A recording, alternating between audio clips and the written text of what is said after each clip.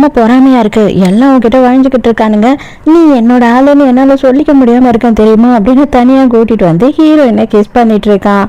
கரெக்டா அந்த நேரம்னு பார்த்து அண்ணங்காரன் அங்க வந்துடுறான்.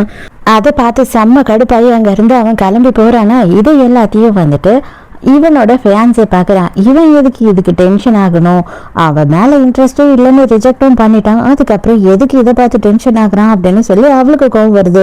ஹீரோயின் ரெஸ்ட் ரூம்ல இருக்காளா, அப்போ அந்த ரெஸ்ட் ரூம்க்கு உள்ள வந்துடுறான். வந்துட்டு இங்க வா வெளில உங்ககிட்ட பேசணும் அப்படின்னு ஹீரோயின் கையை பிடிச்சி இழுக்கிறான். உங்களுக்கு அறிவே இல்லையா, எதுக்காக நீங்க லேடிஸ் ரெஸ்ட் ரூம்க்கு வந்தீங்க அப்படின்னு கத்துறா. இது பாரு, நான் பண்ணது எல்லாமே தப்பு தான், எனக்கு நல்லாவே புரியுது, நீ என்ன லவ் பண்ற அப்படின்னு தெரிஞ்சும் நான் உன்னை விட்டது தப்பு தான்.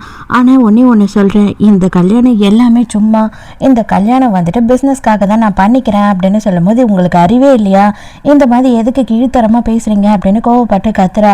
நான் உண்மையாக தான் சொல்கிறேன், நீ என்னை விட்டுட்டு யாரையுமே பார்க்கக்கூடாது, அதுவும் அவனை நீ பார்க்கவே கூடாது, என்னால் அதை ஏற்றுக்க முடியாது அப்படின்னு சொல்லிட்டு ஹீரோ என்ன கிஸ் பண்ண ட்ரை பண்ணுறான். அவ எப்படியோ எஸ்கேப் ஆகி வேகமா ஓடி போய் ஹீரோவை கட்டி பிடிச்சிக்கிறா. அந்த டைம்னு பார்த்து நல்ல வேலையா அவனும் வந்துடுறான். அவனுக்கு செம ஆத்திரம். இதுக்கு மேலேயும் சும்மாவா இருப்பான், போய் மூஞ்சிலே ஓங்கி ஒரு குத்து விட்டான். அங்க சவுண்டு கேட்டு எல்லாருமே வந்துடுறாங்க. ஹீரோயினோட அப்பா அம்மா எல்லாரும் வந்துடுறாங்க. நீ என்கிட்ட எதை கொண்டு போனினாலும் எனக்கு கவலை இல்லை, நான் பொறுத்துப்பேன், ஆனா அவளுக்கு மட்டும் எதுனா நடந்தது உன்னால உன்னை என்ன பண்ணுவேனே தெரியாது அப்படின்னு சொல்லிட்டு ஹீரோ வந்துட்டு செமையா அவனை ஒரு மிரட்டுறான்.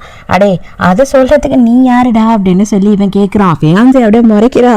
நான் உன்னை லவ் பண்ணுறேன்னு தப்பாக தான் புரிஞ்சுக்கிட்டேன், ஆனால் உண்மையாக அந்த தப்பாக புரிஞ்சுக்கிட்டது கூட எவ்வளோ பெரிய தப்புன்னு எனக்கு இப்போ தான் புரியுது அப்படின்னு சொல்லி ஹீரோயின் ஆரம்பிக்கும் போது வேண்டாம் இதுக்கு மேலே பேசாது அப்படின்னு சொல்கிறா. அதுக்கப்புறம் இப்போ தான் வந்து ஒரு முக்கியமான விஷயமே தெரிய வருது. என்ன அப்படின்னு பார்த்தா ஹீரோயினை ஃபஸ்ட்டு காப்பாற்றுறதுக்காக ஹீரோ தான் குட்டி பையனாக வந்திருப்பான். நீ இங்கே தான் இருக்கியா, இரு உனக்கு கால் வலிக்குதான், நான் போயிட்டு என் அப்பா இல்லை உன் அப்பா யாருன்னா கூட்டின்னு வரேன் அப்படின்னு சொல்லி அங்கேருந்து போயிருப்பான்.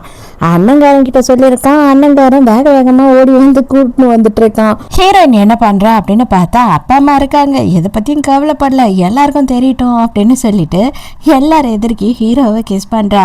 ஆமா நாங்க 2 பேரும் டேட் பண்றோம் அப்படின்னு சொல்லிட்டு எல்லாருக்கும் சொல்லிடுறா.